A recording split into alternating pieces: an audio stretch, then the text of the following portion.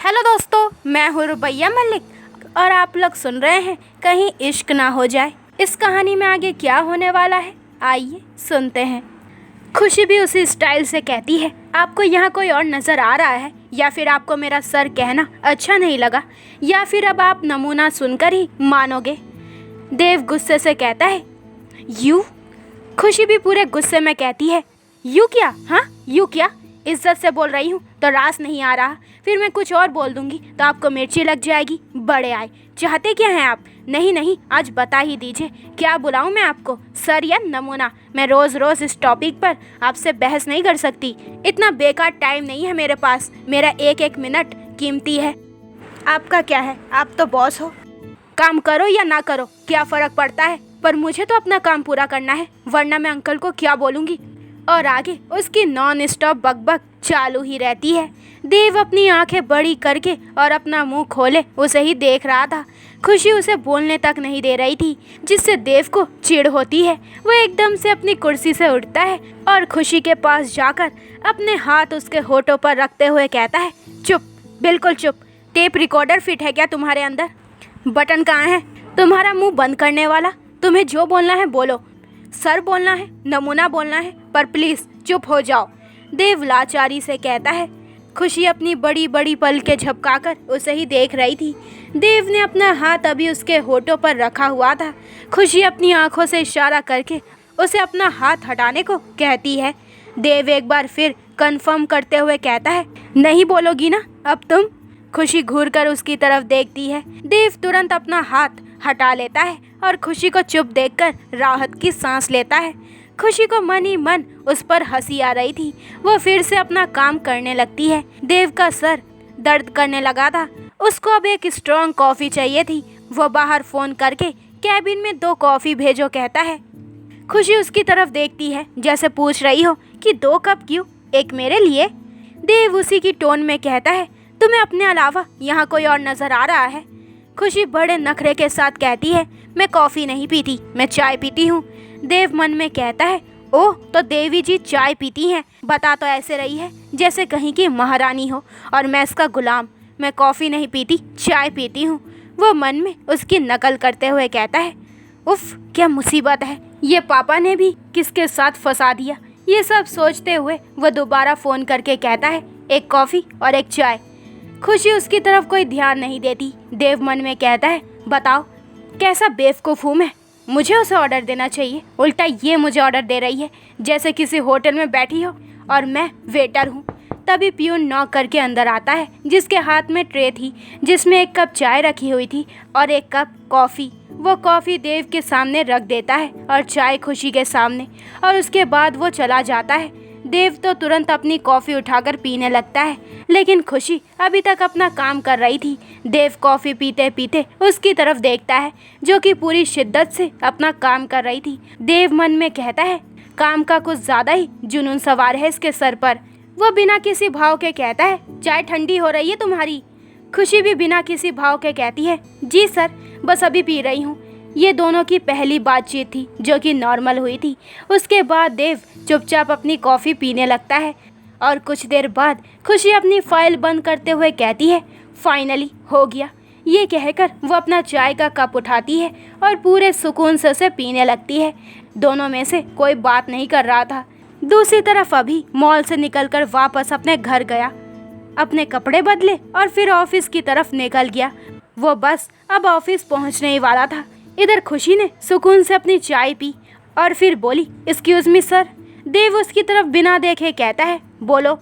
खुशी कहती है, मैं ये फाइल सुनील सर के कैबिन में रख कर आती हूँ। देव कहता है, देखना वहाँ पर एक ब्लू कलर की फाइल होगी, उसमें सारे डिज़ाइन हैं, तो वो भी लेकर आना।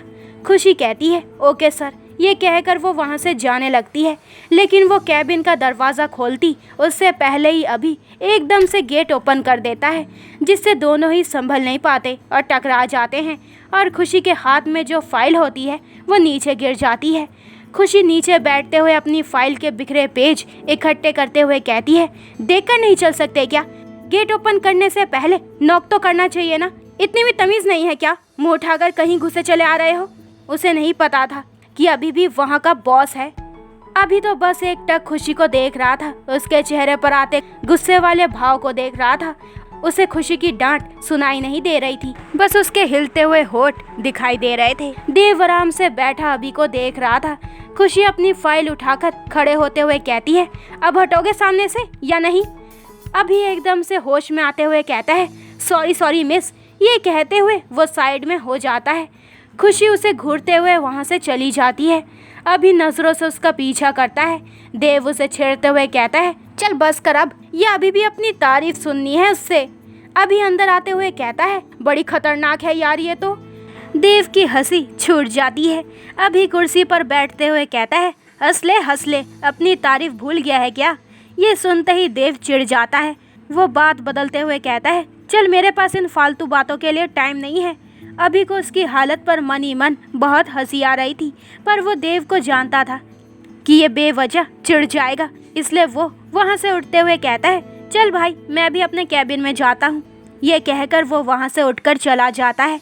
उसके जाते ही खुशी वापस आ जाती है और उसके हाथ में 3 ब्लू कलर की फाइल्स थी। वो अंदर आते हुए कहती है, एक्सक्यूज़ मी सर।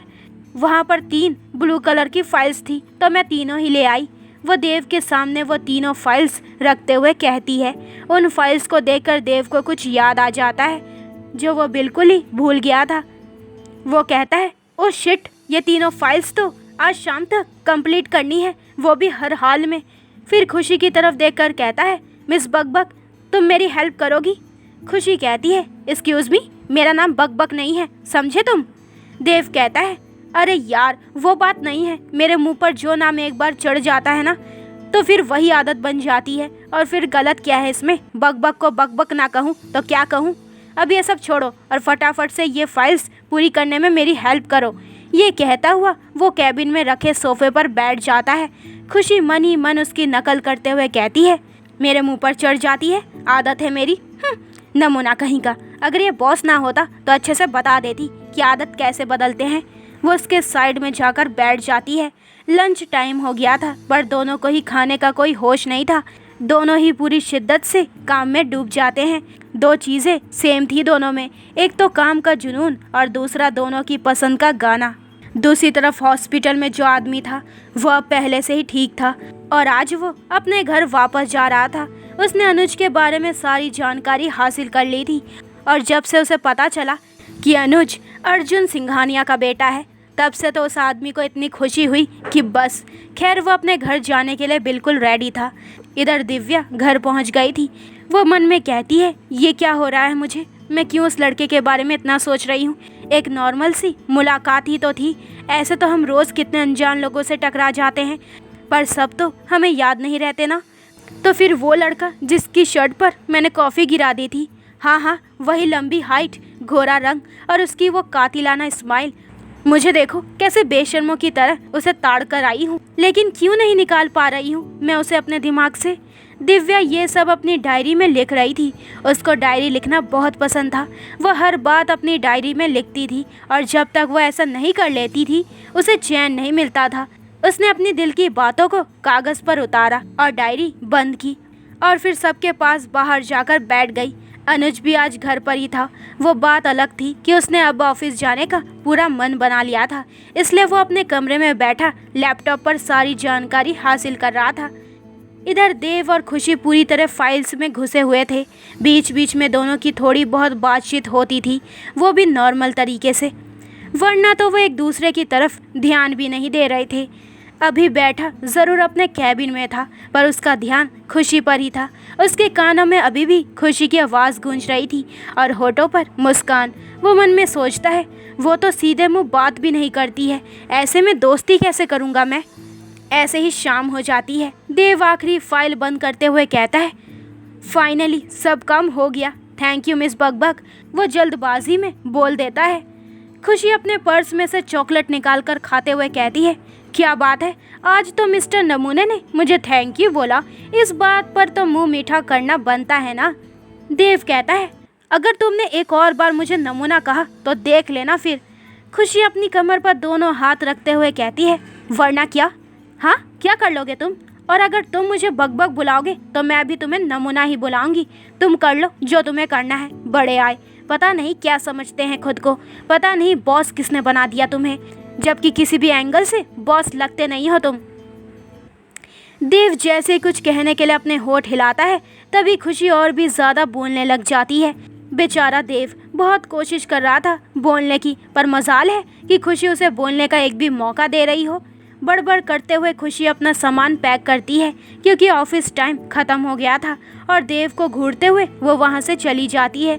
उसके जाने के बाद देव धम से सोफे पर बैठते हुए कहता है, ओ माय गॉड, ये लड़की है, ये टेप रिकॉर्डर मुझे तो बोलने ही नहीं देती।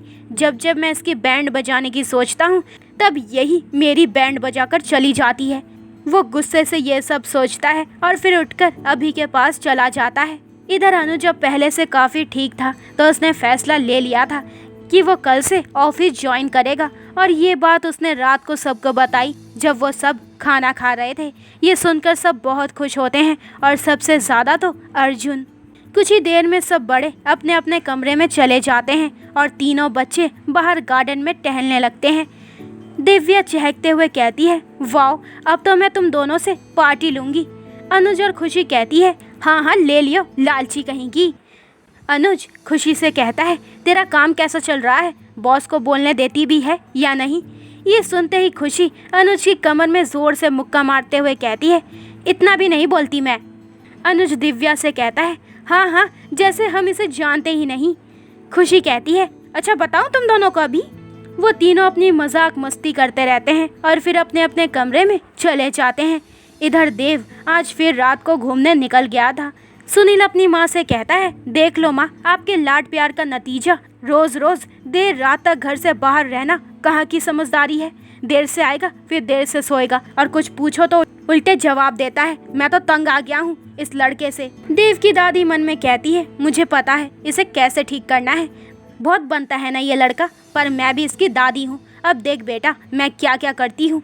जहाँ सब लोग सोने की तैयारी में थे, वहाँ पर राजेश्वरी मैंशन में चहल पहल हो रही थी। वह आदमी जिसकी अनुज ने जान बचाई थी, वो थे तिलक राजेश्वरी। राजेश्वरी घर के मुखिया मतलब दादाजी, जिसकी पत्नी गरिमा राजेश्वरी, एक बेटा महेश राजेश्वरी, और उनकी पत्नी मोहिनी राजेश्वरी, और उनकी एक बहू भी थी नीता राजेश्वरी, और एक सुंदर सुशील पोती अनामिका राजेश्वरी, जिसके लिए ये अपने अनुज को पसंद कर चुके हैं। वैसे तो ये सब दिल्ली में ही रहते हैं, पर अनामिका पढ़ाई के सिलसिले में ज़्यादातर बाहर ही रही है, पर अब वो अपनी पढ़ाई पूरी कर चुकी है और वापस घर आ रही है। तिलक जी जैसे ही अपने मैनेजर के साथ घर पहुंचते हैं, तो सब लोग उन्हें देखकर घबरा जाते हैं। तो दोस्तों ये वाला एपिसोड यहीं पे ख़त्म होता है। अगले एपिसोड में जानेंगे कि इस कहानी में आगे क्या होने वाला है। क्या अनामिका और अनुज का रिश्ता आगे बढ़ेगा? तो आगे के एपिसोड और भी इंटरेस्टिंग होने वाले हैं, तो मेरे चैनल को जल्दी से सब्सक्राइब करें, ताकि आपको मेरे न्यू एपिसोड के नोटिफिकेशन सबसे पहले मिल जाए। लाइक शेयर करें और कमेंट करके मुझे ज़रूर बताएं कि आप लोगों को ये स्टोरी कैसी लग रही है। अपना ख्याल रखें। बाय दोस्तों।